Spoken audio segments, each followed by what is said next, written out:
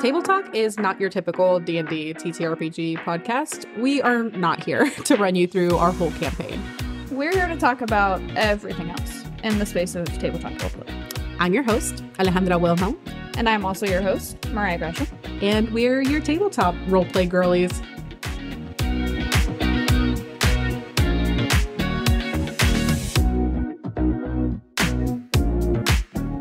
Alrighty, and we are live with another episode of Table Talk.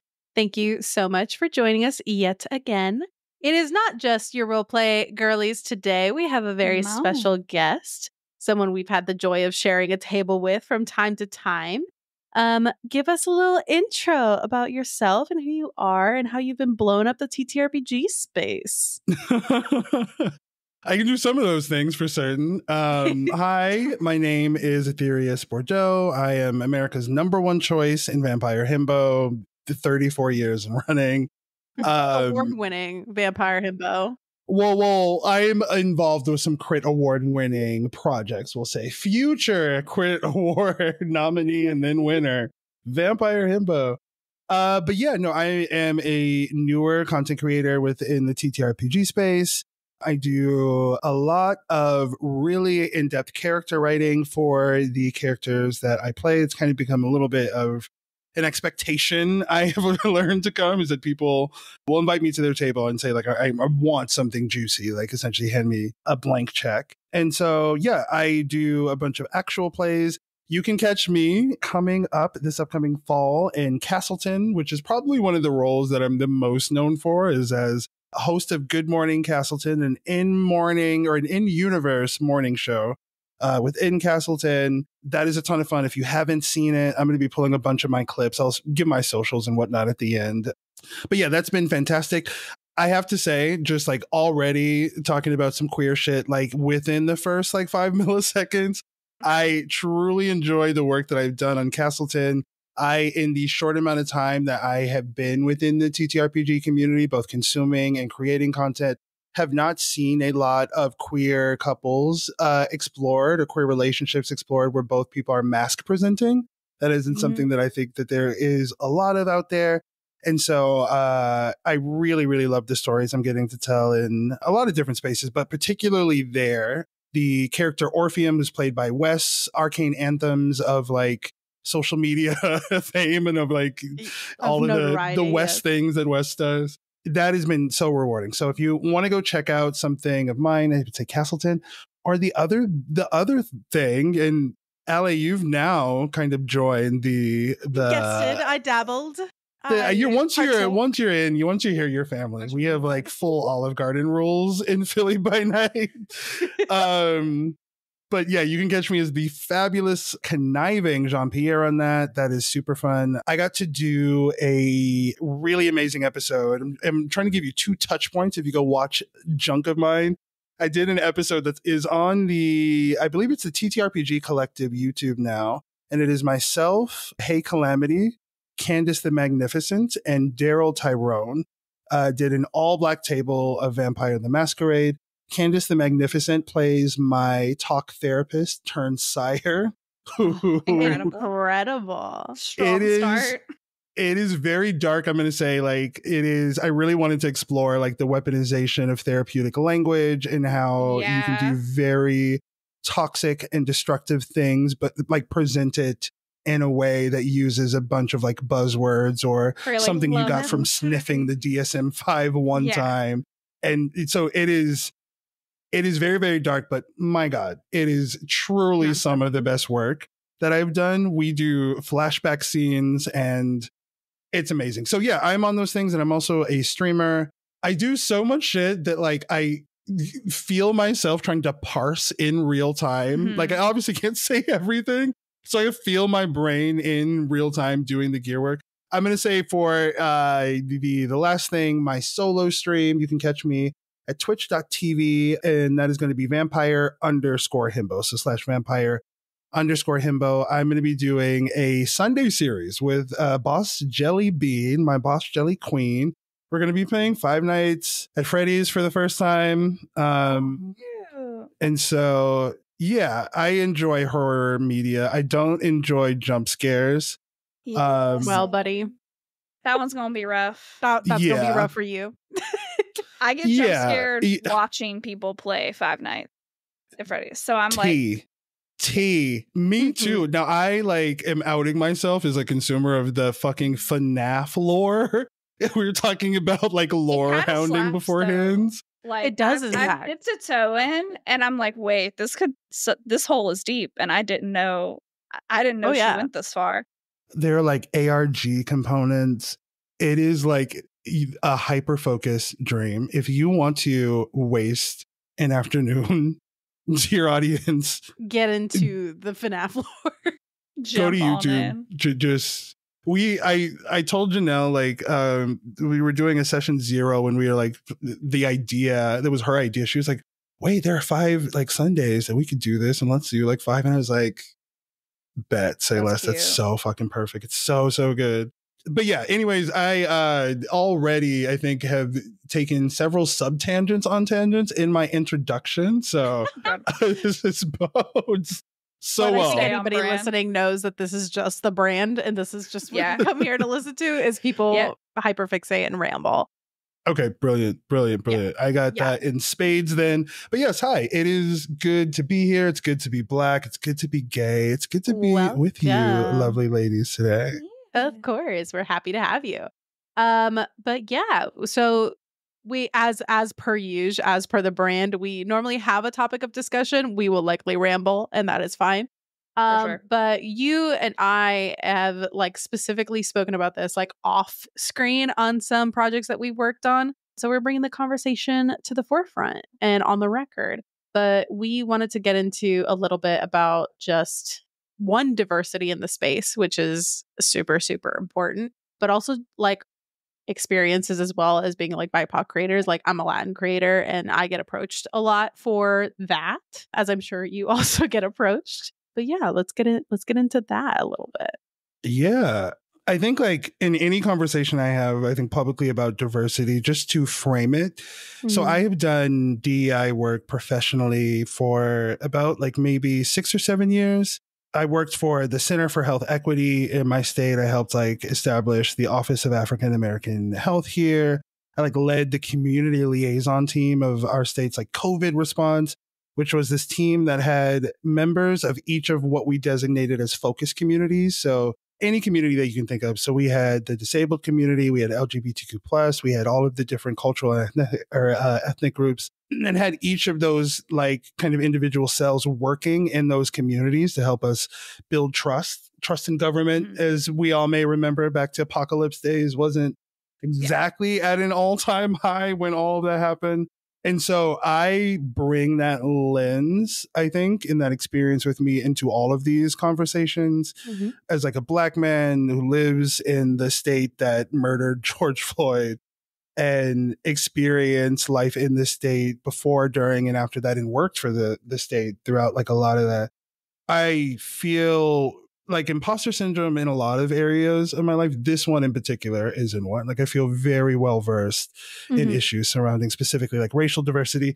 And so I feel because of that, I came into the TTRPG content creation space, fresh off of that work, and really saw, I feel even 6 months ago, it was still something that I think people would make noise about and you might get called out for. But I do feel it was slightly more socially acceptable to have an all-white cast in something. It seems there's been a big turn in that. And Allie, you touched on that a little bit. Yeah. Yeah. Certainly has had a bit of a shift. I mean, we've talked a little bit before about Critical Role gets a lot of that heat in the community because they are kind of the paragon that everything gets compared to, because they are a paragon of success in that space. They are the example that we look to whenever you take it far enough to build a career, build everything around they're getting shows. They have the dream, essentially. So it is something that they get that attention about, because obviously their major main table is all white. They've definitely made steps towards adding more diversity in things like Candela Obscura and like other like Calamity and like other games that they are adding to essentially like the universe or other TTRPGs that they're including. But it is like a controversial point to talk about whenever it comes to Critical Role, and that has bled over into obviously every like actual play from here forward. It's kind of become a place of importance, I think, for a lot, especially like a lot of the people that I talk to about projects that they're trying to do and whatever.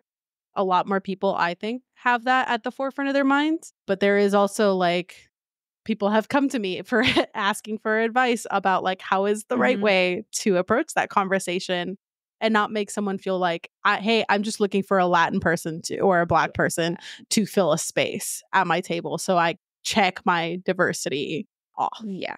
Because the line between like true diversity and tokenization of minorities is very, very easy to walk over. And I think a lot of people confuse true diversity for like, hey, if we check the box and we have like people of these races and like a disabled person and a couple of the queers, then nobody's going to come for us. And it's like, okay, but there's a deeper conversation there. I really like how you just frame that, because you just kind of describes like how I think some groups use diversity as a defense mechanism.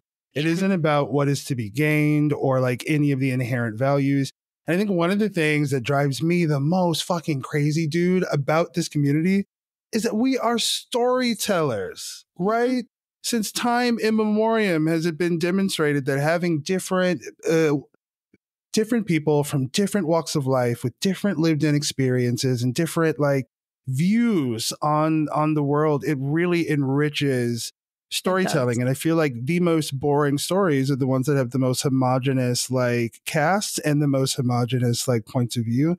But I think that like not only is performative diversity disrespectful and like dehumanizing, you are making a living three-dimensional human being essentially a hood ornament in some kind of gambit to either, well, you could be misguided in your attempt, right? Like you have the true belief that diversity is important and you're being a little bit clumsy about the execution, or there are times where it is much more like nefarious in thought. And even though I don't think people would walk themselves through the step and would self-describe as this, if you are casting now, if you are reaching out to creators of color right now, exclusively to avoid criticism, I want you to sit with that for a while. That is, I mean, my experience in this community has been that it's been so accepting. And I feel like such a perfect example of that is how fucking gay everybody and everything is. You cannot throw a stone without hitting something queer. A fully straight person here, like on that scale, like someone who's fully on that side, like that's a rarity. You're like, okay, all right. I think in get the a little bit of unicorn status. Yeah, in the full like Renaissance revival of Dungeons and Dragons and it being brought into like the popular media has gotten it onto the gays' radar, and they really just sunk their fucking teeth and claws in, and we're like, this is here now. Yeah. Because I mean, like, of course, like the gays are like, oh, a place where I can just like do the make believe and live as whatever truth I feel like, and then I get to tell cool, fun stories and romance my friends and have there be drama. Absolutely. Say I can have a cute outfit too. Fuck yeah, crazy. Yeah, no, I think you hit the head on the nail. It is that mainstream, like I do feel like it is pushing closer to that. And okay, this is embarrassing, and this stays between the two of us and your beautiful audience, because don't let anybody know this. Okay. I'll definitely not clip this and use it for everybody. For Instagram. Everybody be demure. Okay, so first, this is like an assumed safe space. Of course. Yeah, absolutely. I have never seen a singular frame of Critical Role, the show.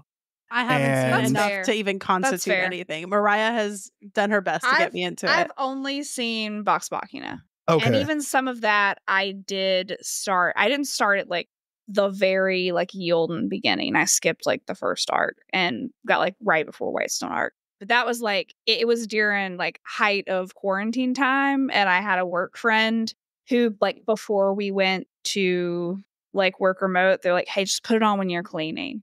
And then that sucked me in. But like, no, I past Vox Machina, I've not been able to keep up with that. It's a lot of content, gang. Like that's much like content. one session is like 2 feature-length films. Like it's a commitment. Yeah, it's a lot. I think for me, I'm like too fast to not like roll through. I think about like how many, like we have the volume of friends that we have doing like cool shit at any given moment is so high. I don't have enough hours in the day to consume everyone's content that I would love to. No. Exactly. Absolutely not. And I'm like, if I do have time to consume and not be furiously planning, doing a session 0 character development, doing fucking some like any of the stuff that surrounds being an AP actor, like if I actually have the time to like kick up my feet and consume one, like undoubtedly I think I would pick something of my friends. Like I am an official cast member over at Roll D5. I was going to put that in my intro, but it was already 30 minutes long. But they are like, I enjoy watching like a good Roll D5 like one shot. It's very funny. It's always got like just a really good assortment of like characters. Being a cast member over there has been like, it's been 5 seconds, but it's been a very, very rewarding 5 seconds. I've done, I think, maybe 2 shows with them. But yeah, it takes, I think, a lot. Oh my God, sorry. Ooh, why did I could like the fucking VCR rewind sound just went in just my brain alone. And I was like, wait a second. So diversity in TTRPGs. I was actually going to know exactly what you were saying. I was going to piggyback off that. I do want to shout out Roll D5 for the way that they approach that conversation. Because I've been approached on a multitude of situations and like by On and their team and everybody else. And they do pride themselves on like actively doing a lot of research on other TTRPG actors and like really digging deep into their content, the quality, and like nobody gets on Roll D5 that they don't truly believe is a good fit. And nobody becomes like a like permanent returning cast member unless they're a good fit for tables in general and how they conduct themselves online. Like they do pride themselves on that. And every time I've been approached, I've never felt like it's been for that kind of need. And even, for example, like I've always been approached for normal games and it's been a wonderful experience every time. And then, you know, I had the pleasure of being on Justin's game of like an all Latin cast. And I was in chat for that.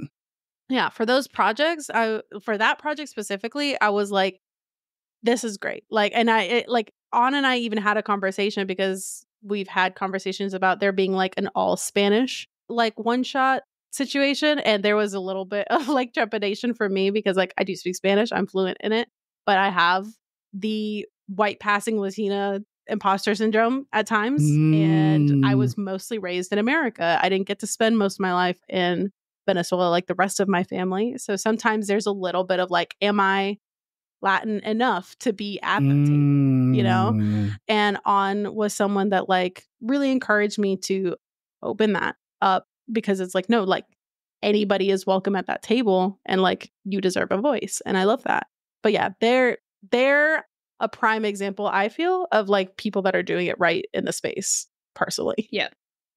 Yeah, I think that their like humility and willingness to have conversations in the interest of their performers and community and staff is the reason why I think that they were so rightfully fucking nominated for a Crit Award as I think like upcoming Twitch channel. But like On specifically, I really I don't even know when I met on Threads. This is going to turn into me like going full hardcore lesbian on right now. So On, if you're listening to this, who does and you don't have it in you to be like love bombed right now, unanimous experience, truly. So like I met On via Threads. I don't even know how. I don't remember like the initial threads reactions with like most of the people that I would consider fucking like homies nowadays. And I remember On was like one of the first people that I like connected with on there. And I was in this space. Well, oh my God. I think On was the person to invite me to do anything TTRPG related for a stream, like ever, full stop. Like it was like, hey, do you want to come on and do this thing? And I'd been having conversations about this precise topic, about like the need for more diversity and what I feel like are the obstacles that prevent it. And they reached out to me, and I'd been like friends with them and communicated with them like before and up to this point. And they let me know that they were doing something for Black History Month, and they wanted to know if I would sit in on it, if I'd be part of the conversation. And I was like, hell yeah. I was at a point, and if you know, you know. I feel like a lot of AP actors, and like there's like such a nice like bubble, I feel like, for better or worse, of like, I don't know what to call like the subgenre of folks that I would like put this into. I'm thinking about like your Johnnies and Aarons and like Andys and all of the people essentially from fucking like TTRPG threads. Oh my God, gang. No. Oh, my train of thought just ran screaming from me. That happens No. all the time. We were talking about like Roll D5 and how they approach that conversation. How they and like how On On. specifically does. Yeah. Okay, sorry. Yeah. Thank you. Good looking out. The neurotypical keeps it on the rails. You're good. Truly, yeah. So like On, invited me to do that. And I was like, I was at a point in my like AP career, if you could even call it then. I was mostly like aspirational at that point. It was like, hell yeah, like that would be great. It was my first time getting to do anything TTRPG related. I work in public relations, so I do DEI work, but I often do it through like a communications lens. And so much of my career had been me prepping people for interviews and making sure that people who were on camera felt comfortable and knew their messaging, and was ghostwriting speeches, and was a lot of really lifting up and empowering other people in positions of power, whether that's like elected officials or just people who are in leadership roles. And I like literally spent 5 or 6 years, and I was towards the end of this last job I had was like beginning to like carry some resentment about that. So like what On was presenting was not only like an opportunity for me to talk about and to the Black community, but it was an opportunity for me to really step in front of the camera for the first time. I hadn't really done much of anything publicly like before that. So it was great. And like the panelists for that were Candace the Magnificent, who I will always and openly and just unrepentantly fangirl for. She's just so cool. She's like who I want to be when I grow up. And then there is Calamity, my vampire mommy, the absolute icon. Like both of them were on this. And I think about that now after having worked with them and like seeing the caliber of their work in the like talk about range. Let me tell you, like I'm not about to read both of their resumes off for you, but the range in these two performers, it was an honor. Like at the time, I didn't fully understand it because I didn't have the context. But yeah, that's all to say that On was really, really instrumental in that and in helping me kind of get my first toe in the door, at least in front of getting on a stream so that I could be doing this with any level of frequency. So big hearts to On, who I hope is feeling better at time of recording. For sure. Yeah. Yeah, they are feeling under the weather. So we are sending you healing energy, some all the hugs. good vibes. All the good. Yeah, I checked in on them today because I have been very inactive on Discord. And then I saw their post today and I was like, On, what's happening? And On's like, I'm fine. Everything's fine. We're getting better now. And I'm like, okay, good. And for context, this is like stuff that they are like discussing on their like online. Like Instagram. Like Allie and I are not like just exposing someone's medical history.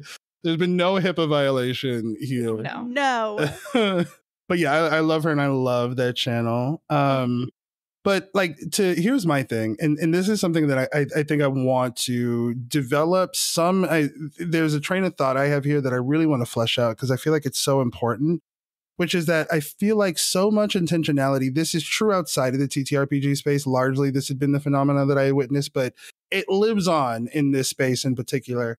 There's a lot of effort and a lot of thinking and strategy that is put into the recruitment and the casting of creators of color, and a fraction of that put into the retention of creators of color. It is not enough to like convince someone to get in past the front door, you know, saying that you have this environment and that these are your values and et cetera, for them to cross the threshold and then have to self-discover that that isn't the case. And I know that there are a lot of people listening who have had similar experiences with precisely that dynamic. And it's really, really frustrating. And so I just want to implore people to think about like the environment that you have. Once you achieve your goal, once you are able to bring in, you know, some new talented creators of color, do you have the community culture necessary? Do you have the cultural competence? And I know that there are people who like waver on that, but it's a term I've used for so long. Necessary to create an environment that they want to stay in. And I feel like that's not something that people fucking think about. It's also an element of balancing the element of, you're wanting to create diversified tables, but you also need to factor in, like, one, you need to do your genuine research into that creator. And do you like their content? Do you think they will mesh well with your table so that you can have a good mix at the table of the party? And so that they can do exactly that. They can enjoy their time there. And you are creating a space where everyone feels welcome, everyone feels safe, and they are equally collaboratively creating a story that they are all invested in? Or are you just finding people to fill that space, and then there's no meshing happening, and then that's like a cool, we did a one shot one time and nobody ever works together after that, like at all. Yeah, like I'm coming at this like I studied industrial organizational psychology at school. And like I worked in like a research lab where we talked about like LGBTQ and like different, all sorts of diversity. So like it was mainly LGBTQ issues and like disclosure in the workplace, but like we touched on ableism, we touched on race, like people who had different grad students, like if it applied to them, they were researching it. And it's like so much of that I feel like comes down to just awareness and intention and like taking the time to think about the little things and think about things holistically and step outside of yourself and your view and consider how other people may be experiencing something. And like, if you do that, then at least if you mess it up or you don't get it perfect, the intention was still there, right? Or you've created an environment where people can communicate and give you strategies and help you be better. And it's a more of an open culture. Whereas if it feels very prescriptive, then if you do it from a genuine place of integrity, then correct. Even if like maybe it wasn't perfect, the integrity itself will stand against, you know, whatever criticism, because it's like, okay, cool, I didn't do it right this time, but if you're willing and open to take the criticism, adapt, and whatever, and you came at it from a genuine place, and everyone that worked with you can obviously feel that you came at it from a genuinely good place, then like you're fine. Yeah. You run into issues when that's not the case. Yes, when there's like a willful ignorance there.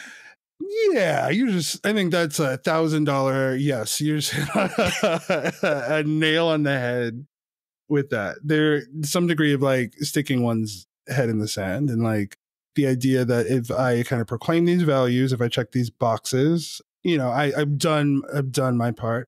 But I really like what both of you are saying about like operating from a place of integrity, because I feel like if you are someone that belongs to a marginalized group, you have become over time intimately familiar with someone who is a non-ally and someone who is, you know, performative in their efforts and is very, very much like you become accustomed to that. And it's depressing, but those authentic efforts where even if someone is not, like you said, and perfectionism should never be the goal. And that is one thing I do have issue with. I don't know how hot of a take this is, but I do think that like even what we know research suggests about behavior change, the idea that any long-term behavior change would be instantaneous, would be like irreparably like successful. There's never ever any, it's ludicrous. You know, I think that's unrealistic. And I do think that there is a tendency to immediately write people off. I think that like there is definitely, and I'm not even going to get into the whole pedantic like cancel culture thing. What I'm discussing here is more like accountability. I would say this is more like consequences for your actions than it is anything else. And it is a motivating factor, like we discussed earlier, like so much so that there are people whose diversity plans that they are putting together at this very moment exist solely for the purpose of like avoiding that conflict, that criticism that they don't have like these things put in place. And you can feel, I think, sincerity when you are someone who belongs, and I'm not going to overgeneralize, but this has been my experience in talking to people who are BIPOC or who are like otherized, is that you are very used to people that when you do encounter someone that has that authenticity and the integrity and the humility necessary to like not make any conversation about your experience being otherized about their uncomfortability, which is a huge, its own thing. It's like but that, I don't think that perfection should be the goal. Yeah, it's like I have to prove that I'm a good liberal or a good ally or a good white person, and so it's like, hey, can you validate that for me? And it's like, ooh, that's odd, like, because now you're making it about you. Right, yeah. Which is a thing to sit with and reflect on. It's super fun how you turned my marginalized experience into this fun like thought experiment, this little thought exercise for yourself. If A is true, you do not need me to tell you it is true. Yeah, it's like, hello, that part. And I think that like this is something that I've learned across the board, irrespective of like industry. There are so many missed communications or so many situations where I feel like a conversation open between both parties, the marginalized and the person who's either perpetuating inequity or is creating an environment that is like doing so. And it's really, really easy, I think, to slip into defensiveness. And I feel like out of that kind of defensive spirit, people really want to enter conversations about diversity and diverse groups that they aren't particularly a member of with the full suite of information. They feel like they need to meet a certain standard, right? Or need to know X amount to be able to have a sincere, genuine conversation about race. And that it just isn't true. It isn't the case, right? Like, I, as someone who's spent their whole life as a Black man, make no claims as to be like an expert on like the Black experience. And I also can't speak for other people. And it is frustrating. I've seen a lot of situations where I've seen things fall apart for like an inability for someone to kind of carry through on that conversation or be able to navigate that without feeling like they have to come in with all of their homework done. Otherwise, they can't have the conversation. And so it's just better to not have it then. Yeah. And I invite you to unpack the logic if I just touched on something that you're thinking about to your listener, because that's a thought loop I've heard from a lot of very well-meaning people. They want to like be informed. They want to be, I think that's the mark of like a good citizen, honestly, someone who wants to be informed or be somewhat learned on something that they're about to express a public opinion about. And it's such a fucking novel thought nowadays that it is insane. But like it goes back to that thing where I think anything in extreme is not ideal, right? So like burying your head in the sand, bad. Like saying like, I will enter no conversation until I have reached nirvana level enlightenment and I've read every tome that there is to read on a subject. Also unrealistic and bad. Like the sweet spot is like, yeah, I mean, it'd be great if everyone could have a certain level of like social justice education. And like, that was just something, you know, like, again, a much deeper topic that I will not derail us into. But, you know, it's like, okay, you can join a conversation with a perspective of I will listen first and then react when I have knowledge or I have experiences or I have a question or something that is relevant. You don't have to enter every conversation with the intention of like, oh, I have to lead this and I have to be the center of this and like the light has to be on me. It's like, no, you can just kind of hang out and hear about other people's experiences. And in that kind of like that being a student of the world sort of thing, like putting like the yourself Buddhist beginner's mind. Yeah, that vibe of like, you gotta enter the dialogue with the awareness that an opinion of yours might change in the course of it because of something that someone says. Because if you come into it with the angle of like for example, like my dearest of brothers is a person that like when he gets into arguments with you about whatever XYZ political topic, he is not changing his mind. He is just going to keep talking at you until you've either agreed with him or there is no conversation to be had. And for me, that's not how those conversations need to go. You need to be prepared, one, to hear the other person out. It is okay if you're like, hey, I hear you. I'm of this opinion. Agree to disagree. Cool. But also, you need to be open to the fact that, like, maybe they will present you a point that you haven't considered, and that might shift your entire view on a topic. And own up when you are not the most knowledgeable person in the room about something. Or if you need to go do some additional research. Yeah. Like one thing that I have found, and this is something that I've heard from a lot of people, is that they are hesitant in asking conversations asking questions, specific questions as it pertains to like anything that has to do with racial diversity or inclusion and belonging. Like they don't want to approach a person of color and ask them that and then like burden them with the knowledge. Yeah. And to that, I would say, and this is something that like I have heard so many places, but I would say you like respect the intelligence and self-capacity of the person of color that you're considering asking, to like approach them first and ask them, is it okay if I ask you a question? You don't have to word what the question is, but I think asking them, is it okay? I don't want to burden you, but is it okay? Then like have faith in their, again, like intellect and self-awareness for them to be able to know if it is something if that it's a conversation they want or are willing to have in that moment. Exactly. Like, do I have the fucking beans to have this conversation? They may say, it just is like, it's very small things like that. And again, I like live somewhere where it's very Midwestern and it's a lot of like well-meaning inaction.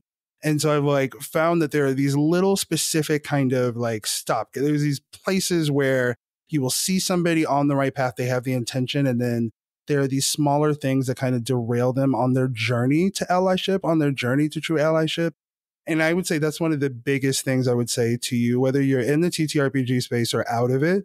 If you have a question that you want to ask somebody about their lived in experience to a group that you don't belong to, you can ask that person if it's okay if you ask that question. You could ask them in a generalized way, is it okay if I ever ask you these questions, right? Is it okay if I have a question? Is it? And then if they say no, you're in the identical place you were 5 seconds before asking the question. You have virtually nothing to lose. And anybody that takes like offense to that, I mean, that's their own thing. I'm not going to invalidate anybody's experience. But somebody asking you if they can ask a question is not incendiary, in my opinion. I don't think that that's like a volley against you. And I think if you do ask that and it hits weird with someone, like you said, it's like that person has something going on. Like that has very little to do with you. It's like there's something going on with them where it's either like they're having a rough spot, it's a sensitive topic, or they're just not in a place where they want to like be a voice to that. Yeah. And that's fine. But it's like that has little to nothing to do with you. Like the person asking if it's okay to have that conversation more often than not. I think when I've had people ask me like, what can I do? And it's many different like iterations of the question. It frequently comes back to some version of the advice that I just gave, which is just ask you if it's okay to ask questions. What we said earlier, I think about leading with authenticity. And then really, like, if I can impart, I'm trying to give like some actionable insights to your audience, because I know that this is something that is happening, or it's a conversation that's happening at a lot of production tables, at a lot of different casts, and a lot of different like places in the space. Tables in general, like even not TTRPG, like creator space, like lives. Just people that want to have a different style of play and invite different kinds of players at their table. Because it's everywhere, it's all over. Just have the humility and walk into something like you would walk into any new endeavor, right? Like if you were to pick up some new skill or some new, like it all boils down to me for that like behavioral change thing. And we know that it is not that simple, right? If we were able to just like immediately, instantaneously, and then just irrevocably just change our behavior, like the world would be a very obviously like it's a trite point, but it that'd be is sick, worth but we can't saying. do it. Like, Yeah. you know, but yeah, that is my advice. I think if you are someone right now wanting to bring in more performers of color, I like what Ali and Mariah have said about like really looking in to the creator. Do not look at the first melanated face that you see on your timeline and send them some generic Instagram message because you're feeling emboldened by something. Maybe there was like a particularly like encouraging episode of the New York Times Daily, or like you're just feeling like, Or you're feeling just guilty about something. Or called out that about something. part. Yes. Don't make that my thing. Right? Like, Yeah, right. Where it's like, ooh, I need to be a good whatever, so I'm gonna do this. And it's like, right. There are some things that hit bud. people right in the white guilt where I feel like there is this like fervent, I think any like piece of information that you learn that like fundamentally and foundationally goes against the image that you have of yourself is really hard to reconcile with. And that's where I feel like a lot of conversations stop, because people will hear that they're either doing something racist. And I think it's important to separate like behavior and person, right?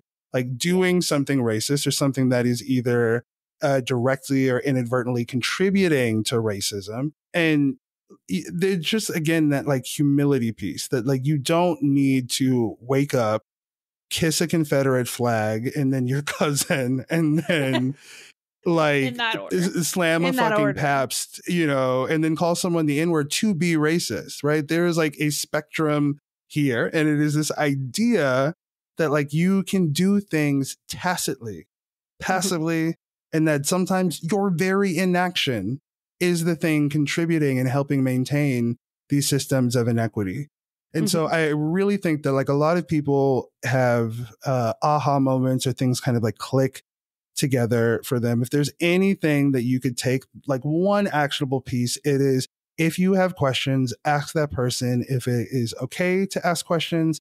I will also say, as like an addendum to that, like do your own research.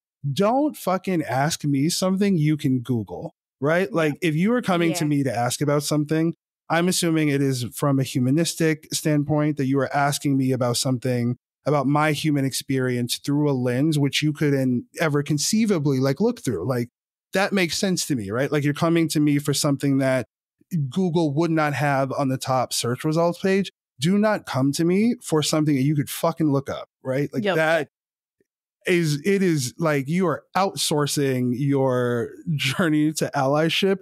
That's verbal air quotes there. And it's really, yeah, that is one of the things that I think is the most unfortunate experiences. Like I've talked to some of my friends within the space that I know that have been approached with like an increased frequency. And like, luckily they're all like talented. The one that comes to mind, like, first of all, is Taylor, Spunky Taylor of like TikTok. Go follow them. Free plug, Taylor. Love you, girl.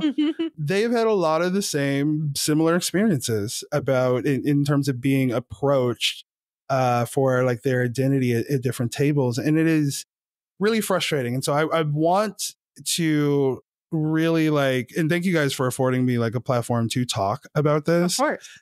I feel like there are really intuitive and like compassionate, more empathy based solutions to some of these issues that are literally just a conversation away. But again, I think things like defensiveness, things like having yourself or your sense of self-identity called into question by somebody like remarking on a behavior of yours, which is a choice onto itself. Like I feel like there's a lot to just unpack and like that alone within itself.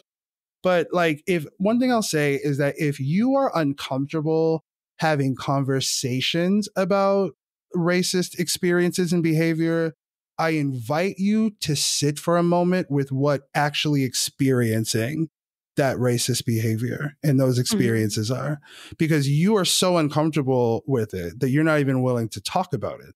Like imagine people who can't elect to tune out in the way that you can, that can't afford for like the safety of themselves and their families to just hop out of the conversation. So I just like, be empathetic, be fucking like, just be chill, dude. Like but most of it, like common sense, like emotional intelligence things we learn in kindergarten apply here. Be a good person, treat others how you want to be treated.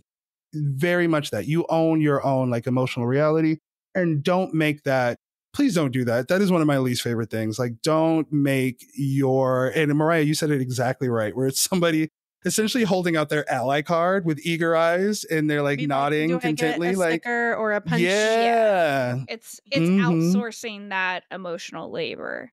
And yes, like, you touched on there's like the sense of self thing, and like I'll keep my pathologizing short, but if you'll permit me in a little bit of I'm like so into it. I'm like, please, I will not run us right straight into the DSM. I promise.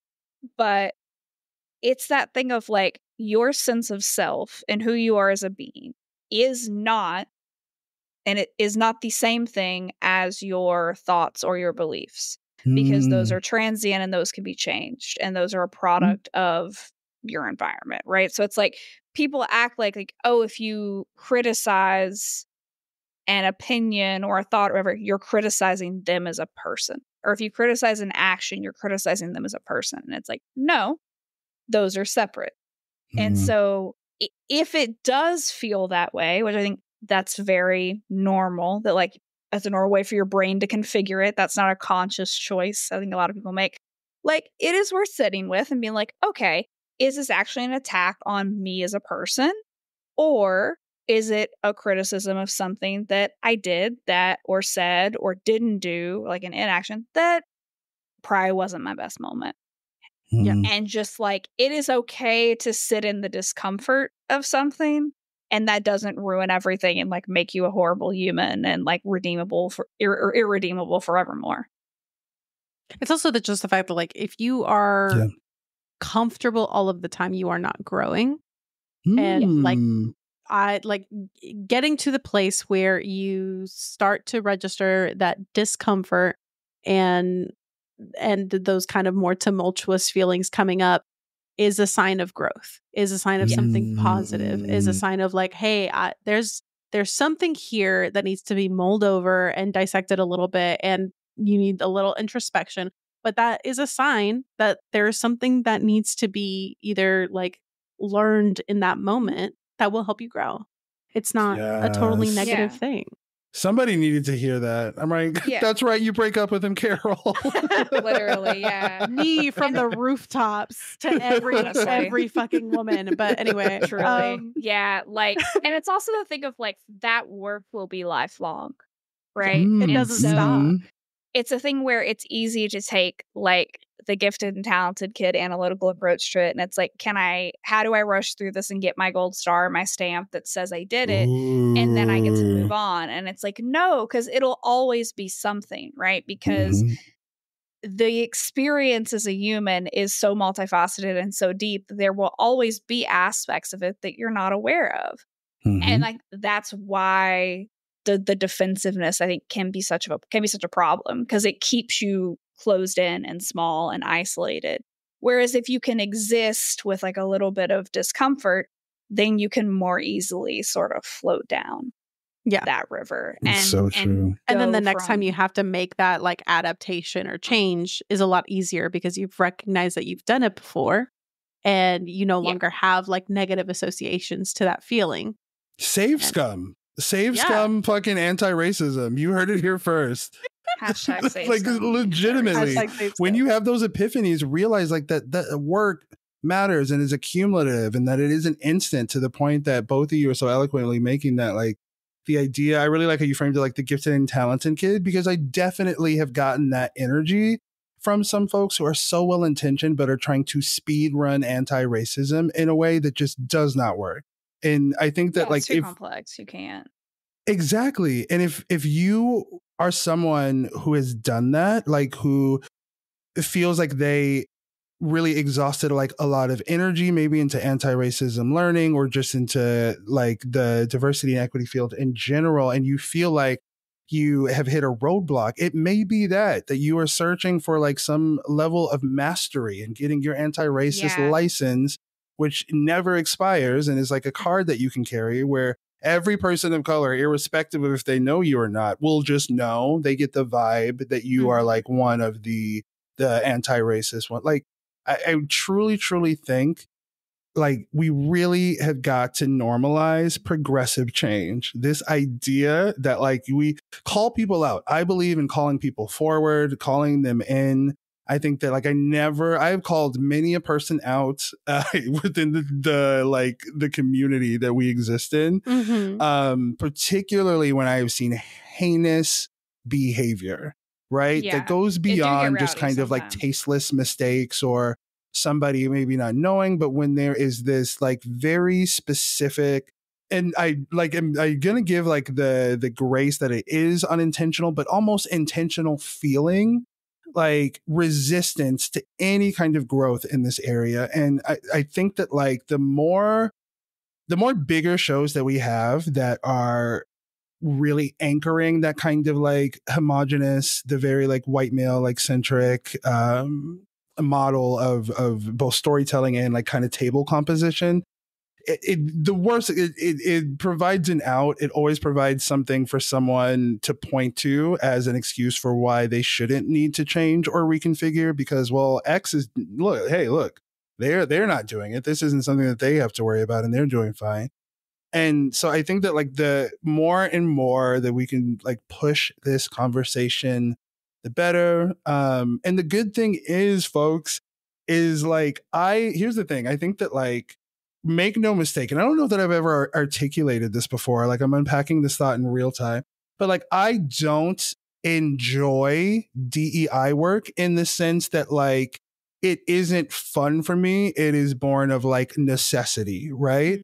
And I think that those difficult conversations probably are not fun for people, are not potential like dopamine or serotonin sources. And so like, it really, really, really, I think you like be at true allyship in this exact example is like, if both parties here are exhausted, like one of us has like truly benefited from the system, the other one is exhausted by. One of us has like the luxury of being exhausted by an experience that they haven't lived. I think that most Black and brown people I know are very consumed with like the various traumas and struggles that they exist and that they like do live with. But there's this like relationship to it into these conversations that like, I consider myself like somebody who's very empathetic and I feel very good at like navigating these, but there has been to some extent, some like head wall banging in the worst examples. I won't even get into like specifics, but there have just been like a lot of really shitty things and some really shitty takes that people have quadrupled down on in recent months. And yeah, I mean, like the biggest thing I can say again is just really practice that humility. Don't like react. It really like, it's that like pause for even to give yourself like a couple of hours between that, like feeling energized. And I love what you said, Mariah, about like the guilt being the impetus, that someone feeling that like sincere guilt that like whether they have decided to or not, they may have inadvertently like contributed to these systems. Like I don't really know what that's like, but I can empathize with the idea that it probably like, I'm guessing that white guilt doesn't feel good. I am not gonna like, it's not my responsibility to like white knight and like go and prevent the world from experiencing it. But like a really cool way to avoid that experience, I'm just saying, is if you talk to your friends of color in an authentic way and have like emotionally intelligent conversations and respect their intelligence enough to tell you when they don't want to talk about something. Yeah. And I mean, like I'll call ourselves out. Like whenever we first started this podcast, like a lot of our early guests were all just white. I think we had like several Ryans, several white Ryans. We had a Ryan. Oh, 3 Ryan. Why are there three Ryan? White men named Ryan, and I was like, all right, we got to break it up. I love that as like a catalyst for change. You hit a critical mass of Ryans, and you're like, too many wait Ryans. a second. Yeah, we're one Ryan over the standard deviation. We got to chill the hell out. Correct.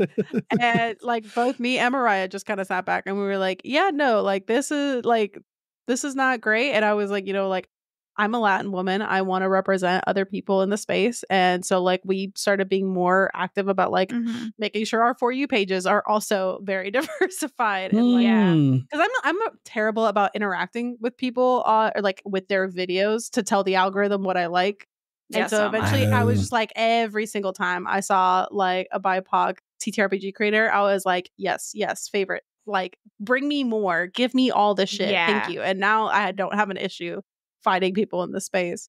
But it was like, it was one of those moments for us where we were like, yeah, no, this is not great. And like, we need more LGBT in here because like, obviously I'm bi. Like, I wanted this to be something I was proud of and that was showcasing other people in that space. And like, it's just a matter of like becoming self-aware that it's happening even passively.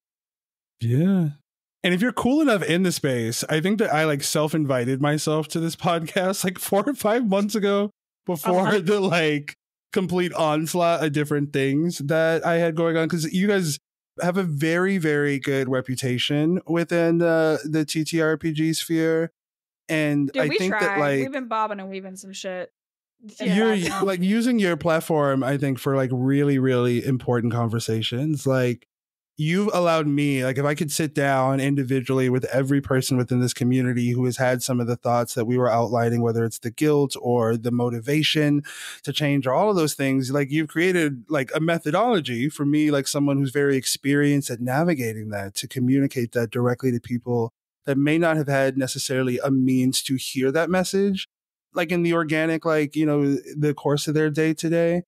And so I really like that. I like that you all are shifting focus and are allowing for more voices. It's definitely something like noticeable from the outside. Like this shift, I think there's some part of me like that I want to allow to be an optimist, because not even just specifically you guys, but a larger part of the TTRPG community seems to be shifting at a glacial speed, but still shifting and I think like, honestly, I'm not saying, I want to say something here. Like this is a little bit facetious. Do not take this absolutely literally, anybody listening to this. We won't clip this. Okay, brilliant. Love it. I don't know. Depends. I might feel spicy.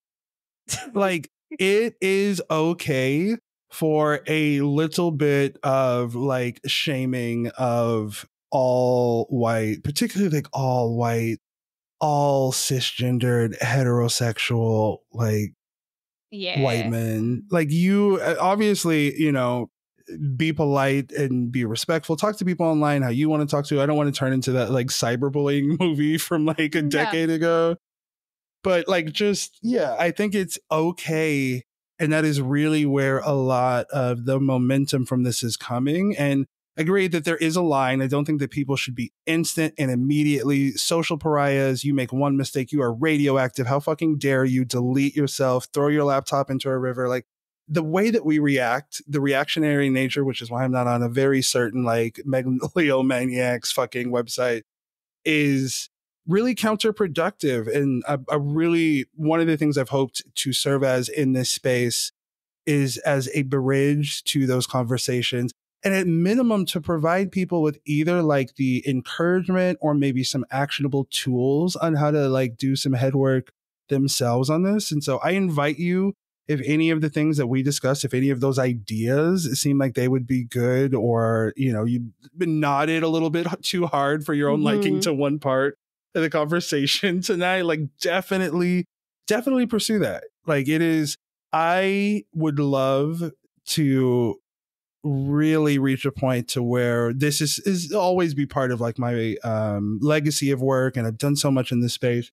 But like, while I do really get satisfaction from bringing these like bigger conversations about diversity specifically to the larger stage, I would love to be in a place where we have our collective shit together as a community, to where this is not the most pressing thing when I have an appearance where I'm like, let's talk about Black and brown people in the space. Right. Like I would love, it's always going to happen, but I would love to just like, you know, have some other openers occasionally. Right. Yeah. But be a little this more is so fucking pressing that I feel like an obligation to be like, listen, I need everybody to like it is, again, you learn everything you need in order to navigate this. I promise you learned in kindergarten, if not pre-K. All of those same tenets apply here. It sounds so simple and so trite, but it is so true. Just be respectful, treat others how you want to be treated. Don't actively, right? Like try to be a force of destruction in somebody else's life. And, people have varying opinions on forgiveness. I feel like much of that is Taylor Swift's fault. I feel like we've changed our conversation about forgiveness. I am not someone who's like a white knight champion for forgiveness. I think it's completely okay to not forgive people who you feel like have harmed you, particularly if you're doing so out of some like self-protection or just to keep yourself emotionally or like physically safe. I completely get that. But I think that like we forget to afford grace in a way that almost suggests that we are immune from ever being in the space of the person that we are kind of making like radioactive.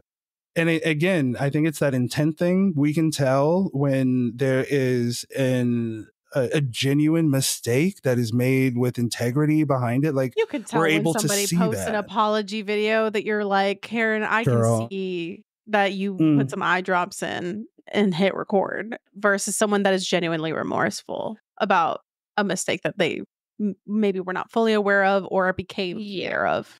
And none of that like bullshit, I'm sorry that you felt. Like, can we we need to stop doing that. Yeah, society. You said the thing, you did the thing, it was bad.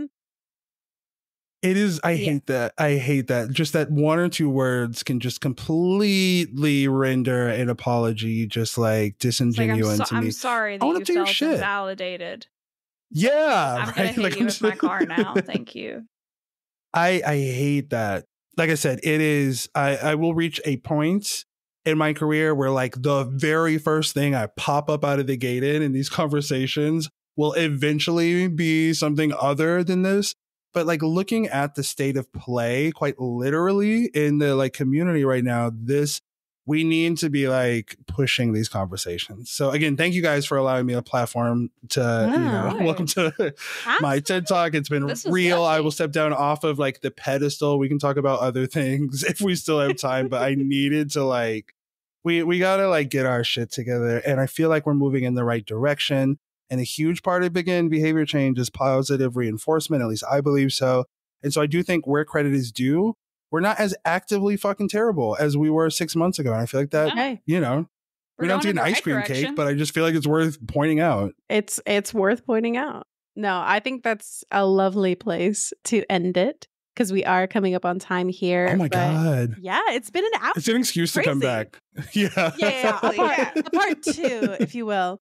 But yeah, thank you guys so much for listening and joining us for another episode of Table Talk. Aetherius, please plug away yet again who you are, what you do, where people can find you, and of course, any exciting projects that we should be aware of.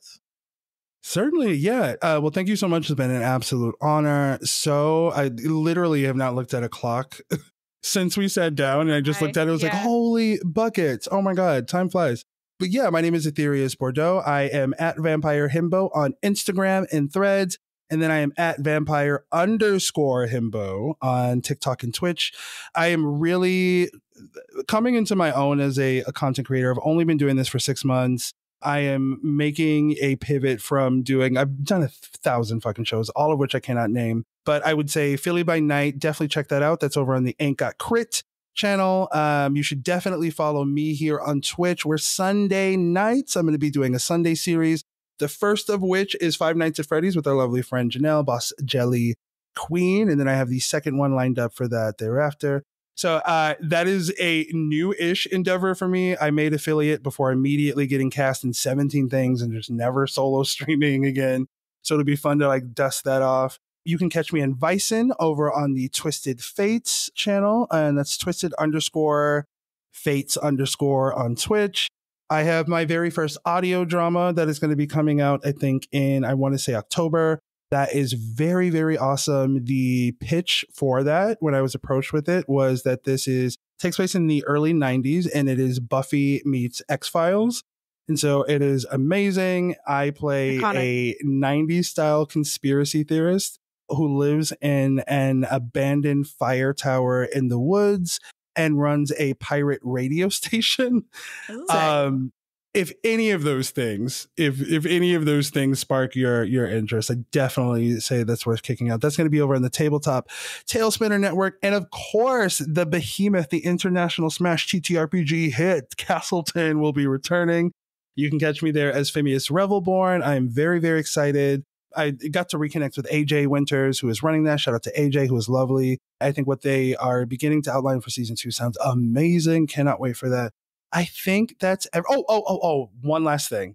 You can email me at vampirehimbo@gmail.com. I am offering TTRPG marketing and publicist services. So I've set this up to exclusively work with smaller creators and smaller channels. I have really cut the prices from what like the industry standard rate is. I have packages that start at like $89 for help with your branding and maybe getting some images or graphic design done, whether that's like a YouTube thumbnail or an overlay. You get to choose what that is. But yeah, if you send me an email at vampirehimbo@gmail.com, let me know. Hey, let me know that you heard this on Table Talk so I can let these two know. Cool. I'll definitely like gift them something for every one of their listeners who swings by. So if you want to see them with swag, yeah. And you falling ass backwards into a sponsored. I'll take it. But this has been seriously so much fun. At one point, definitely down the road, I would love to come back and talk with you guys. And if 1,000%. Not that I'm saying this for any specific reason and not that there's been anything in pre-production, but if I were to have my own show, I would love for both of you to come there. We could have conversations over on a completely theoretical, imaginary. Yeah. So I really, really enjoyed my time here. Thank you guys for letting me talk about this. Let us know we're there. This was so fun. Yeah. Let us know whenever. 100%. Well, thank you so much. I appreciate it. Love y'all. Oh, also be nice to each other. Be kind. Be patient. All of that good stuff. Thank y'all so much for listening, and we will see you next time. Bye. Bye. Table Talk is a podcast brought to you by Mythos Media Productions, bringing you a new episode every Wednesday, wherever you get your podcasts. Find us on Instagram and TikTok at Table Talk RPG, or check us out at our website, mythosmediaproductions.godaddyscites.com. All business inquiries can reach out to us via email at info@mythosmediaproductions.com.